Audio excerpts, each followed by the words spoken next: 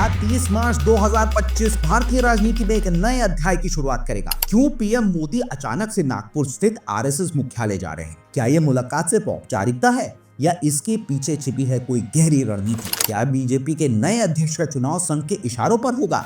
और सबसे बड़ा सवाल, क्या यह मुलाकात 2029 की तैयारी का संकेत है? आज हम इस बड़े घटनाक्रम को डिकोड करेंगे और जानेंगे कि इस मीटिंग का असली राजनीतिक मतलब क्या है। 4 पार्ट में मैं आपको डिकोड करने का प्रयास करूंगा।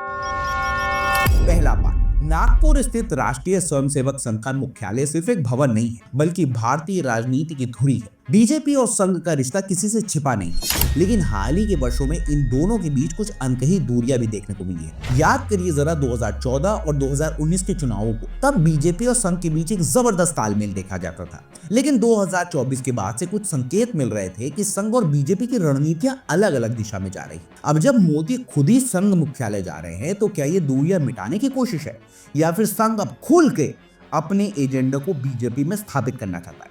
दूसरा पार्ट देखते हैं। अब सबसे बड़ा सवाल यह है कि यह मुलाकात ऐसे समय पर क्यों हो रही है जब बीजेपी अपने नए अध्यक्ष का चुनाव करने जा रही है। कई कयास लगाए जा रहे हैं कि बीजेपी का नया अध्यक्ष संघ की पसंद का होगा, यानी कि एक ऐसा चेहरा जो मोदी शाह की जोड़ी के बजाय संघ के करीब हो।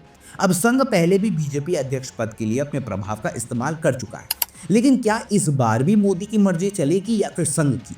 अगर संघ की पसंद का व्यक्ति अध्यक्ष बनता है तो ये बीजेपी की भविष्य की राजनीति को किस दिशा में मोड़ेगा? क्या मोदी का दबाव धीरे धीरे कम किया जा रहा है या फिर सिर्फ एक रणनीतिक कदम है? तीसरा पार्ट समझते हैं। अब बात करते हैं सबसे बड़े राजनीतिक समीकरण की, जो है 2029 के आम चुनाव। मोदी का ये दौरा क्या संकेत देता है?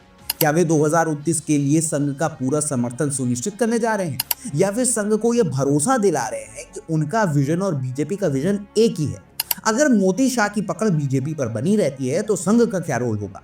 और अगर संघ अपने हिसाब से बीजेपी को आगे बढ़ाना चाहता है तो फिर क्या पार्टी में किसी नए धड़े का जन्म हो सकता है? चौथा पार्ट समझते हैं। 2025 राष्ट्रीय स्वयंसेवक संघ के लिए एक ऐतिहासिक साल है, क्योंकि यह संगठन अपने 100 वर्ष पूरे कर रहा है। संघ ने पिछले 100 वर्षों से भारतीय राजनीति और समाज पर गहरा प्रभाव डाला है, लेकिन सवाल ये उठता है कि इस शताब्दी वर्ष में मोदी का संघ मुख्यालय आना सिर्फ एक सांकेतिक इवेंट है या फिर इसके पीछे कोई बड़ी रणनीति छुपी है? संघ का 100 साल पूरा होना एक ऐसा मोमेंट है जब संगठन अपनी विचारधारा को और भी अधिक मजबूत करने की कोशिश करेगा।